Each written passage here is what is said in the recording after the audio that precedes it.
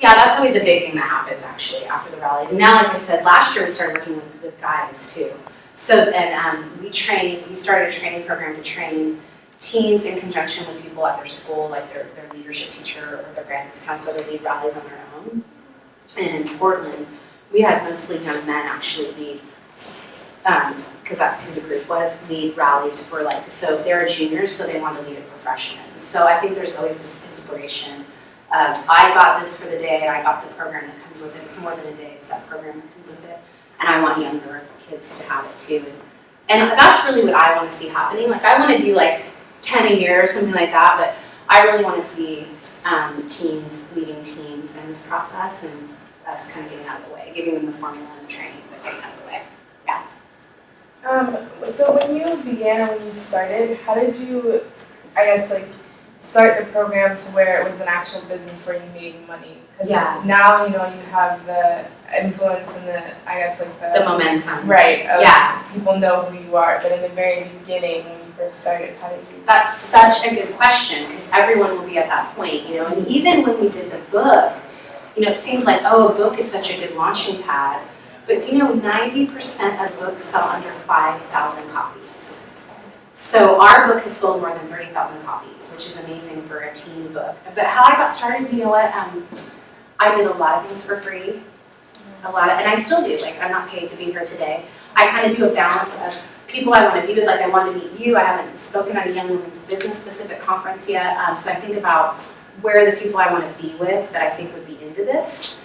And speaking for free is a great thing to do. Holding your workshop for free. Plus, it's a good thing to do to test out your product. Just like if your product was something more tangible, like a gizmo, you want to test it out to make sure it worked. But I think, with programming, you have to prove that people get something out of it. So I think doing it for free at first to evaluate it, to see what's working, to see what you like. You may not like it. You may be like, I got to change this.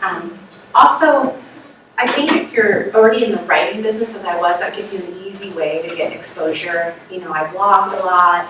I got interviewed for articles versus being the journalist who was writing the articles. So I had a little understanding of media, I think, which helped me in my case. The other thing I really want to encourage you around is decide how many people you really want to reach. Not all of us needs to be Oprah and reach 1 billion people at a time. Maybe you want to make an impact on 1,000 people a year, or maybe for you to be profitable, you only need 1,000 customers. You know what I'm saying? Start with the base of who do you really need to go after. For me to be in the black and just kind of support myself, so to speak, I only need to do 20 events a year. And I think about the impact of those though. Is there 600, like the rally you saw on that screen, there were 600 girls there. For me, it's about numbers. I want as many people as possible getting this information. So I think there's other ways to base how many people you want to reach. And starting with your network at first. And then you only need those, 5 testimonials. And then the other tip I'll give you now that I took a long time to learn was we used to do a lot of what I would just essentially call cold calling in my business. So someone, calling the schools and telling them about what we were doing and trying to get the business that way. It's such a sucky way to get business. If you can make your business referral based, if you're doing something like this, like servicey, I think almost any business could technically fall into this category. In other words, if you do good work with 3 people, they're going to be your next best bet of getting your next customers over sending out a mailer to 5 billion people, picking up the phone and calling 5 billion people. You will get some stuff from cold calling. To me, where I get cold call, so to speak, cold call meaning they came to me, or it's not even cold call, it's marketing-based customers, it's through my website. But we don't do any cold outreach anymore. I consider any media I do the cold outreach. So if I'm appearing in a news article or a magazine, to me that's okay, a bunch of people that didn't know about me may have heard about me or what we're doing now. But picking up the phone and dialing for dollars, someone else may give you different advice. I just think I think you need to build it based on your reputation and who your last happy customer is going to bring you some work at the Sidwell School in Washington, D.C., which is where Obama's daughters go, and we've already been there and there. So to just focus on that one project, that's going to bring more our way than if I were to call 20 schools all around the country and be like, hey, don't you want to rally? They're like, Because think about it, they didn't know that they needed you.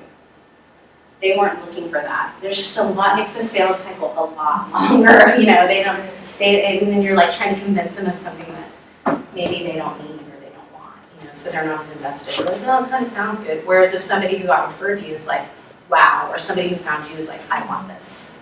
So that's some of my advice. And I think anyone can write, anyone can do media.